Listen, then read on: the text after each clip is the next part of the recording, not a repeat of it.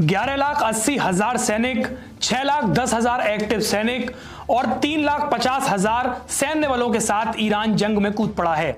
Iran के हमलों के बाद इजराइल बुरी तरह थर्राया हुआ है। ईरान की मिसाइलों की ताकत है कि इजराइल में अब तक 20 लोगों की मौत हो चुकी है और 200 से ज्यादा लोग अपनी आखिरी सांसें गिन रहे हैं। अब तक ईरान कभी खुलकर सामने नहीं आया था, लेकिन अब ईरान खुलकर पूरी ताकत से धमाके कर रहा है। तो आखिर ईरान के पास इतनी ताकत कहां से आ रही है? ईरान की सेना की शक्ति कितनी है? ईरान के पास ऐसे कौन से हथियार हैं जिनका सामना अब इजराइल भी नहीं कर पा रहा? अमेरिका की धमकियों के बावजूद ईरान ने इजराइल को दहला रखा है। तो चलिए आपको बताते हैं कि ईरान की सैन्य शक्ति कितनी है। द टाइम्स ऑफ इजराइल की रिपोर्ट के अनुसार इन मिसाइलों ने तेल अवीव, बैटियाम और उत्तरी शहर तमरा पर हमला किया, जिससे भारी तबाही हुई। अकेले बैटियाम में तो 20 लोगों की तलाश जारी है, जिनका अभी तक पता ही नहीं चला। दरअसल ईरान मध्य पूर्व में एक प्रमुख सैन्य शक्ति है, जिसकी सेना, नौसेना और वायुसेना में अनुमानित 5,34,000 सक्रिय कर्मी हैं। ऑनलाइन सैन्य रैंकिंग वेबसाइट के मुताबिक 136 देशों में ईरान का दुनिया में 13वां स्थान है। उनकी सूची 50वें अधिक कारकों से आधारित है, जिसमें गैर परमाणु बमों, जनशक्ति, भूगोल और वित्त में युद्ध निर्माण क्षमता शामिल है। अन्य क्षेत्रीय शक्तियों की तुलना में तुर्की 9वें स्थान पर, मिस्र 12वें, इजराइल 16वें और सऊदी अरब 26वें स्थान पर है। 1980 और 88 के ईरान इराक युद्ध में लंबे समय तक ईरान की जनता के भरपूर समर्थन से ईरान युद्ध में टिका रहा। ईरान का रक्षा बजट $16 बिलियन है। आइए अब आपको ईरानी फोर्स की ताकत के बारे में बताते हैं। ईरान की सैन्य संरचना की सबसे खास बात है उसकी कमान प्रणाली। ये कोई पारंपरिक सेना नहीं है। ईरान ने अपने सशस्त्र बलों को 2 धड़ों में बांटा है। पहला है आर्टिश यानी पारंपरिक राष्ट्रीय बल और दूसरा इस्लामिक रिवॉल्यूशनरी गार्ड्स कॉर्प्स यानी IRGC। आर्टिश की जिम्मेदारी है देश की सीमाओं की रक्षा और पारंपरिक युद्ध क्षमताओं का संचालन। इसमें थल सेना, नौसेना और वायुसेना शामिल है। करीब 3,50,000 सैनिकों वाली ये फोर्स ईरान की भौगोलिक अखंडता की रक्षा करती है, लेकिन असली ताकत IRGC के पास है। आइए आपको बताते हैं कि IRGC क्या है। IRGC यानी इस्लामिक क्रांति की रक्षा करने वाली विशेष सैन्य इकाई। IRGC के पास अपनी जमीनी सेना है। ये एक स्वतंत्र नौसेना यूनिट, एयरोस्पेस डिवीजन और स्पेशल ऑपरेशंस यूनिट भी है।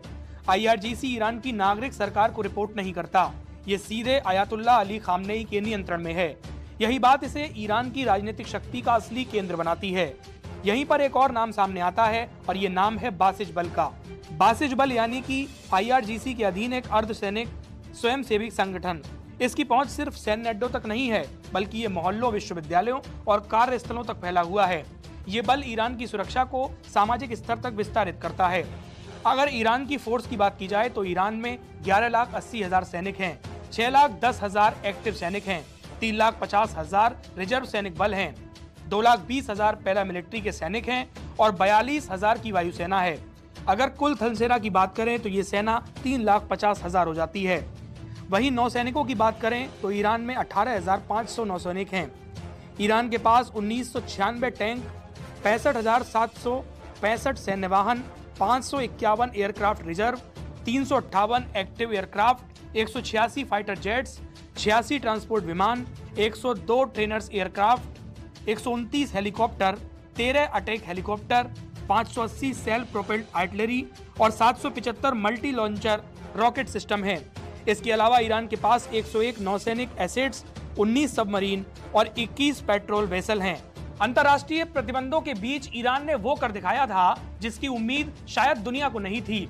तेहरान ने पश्चिमी हथियार बाजारों से कटे होने के बावजूद अपनी घरेलू सैन्य क्षमताओं को लगातार मजबूत किया और आज ईरान स्वदेशी सैन्य उद्योग में पश्चिम एशिया में लगातार तेजी से उभर रहा है। ईरान की सबसे बड़ी ताकत है उसका मिसाइल शस्त्रागार। यहाँ शाहब मिसाइल फैमिली, इमाद और खुर्रम शहर जैसी मध्यम दूरी की बैलिस्टिक मिसाइलें देश की रक्षा को एक नई परिभाषा दे रही हैं। रेंज, क्षमता और सटीकता, ईरानी मिसाइलों ने क्षेत्र में एक नए सामरिक संतुलन को तैयार किया है। लेकिन इस तस्वीर का दूसरा पहलू भी है। ईरान की वायुसेना उसकी सैन्य संरचना की सबसे कमजोर कड़ी बनी हुई है।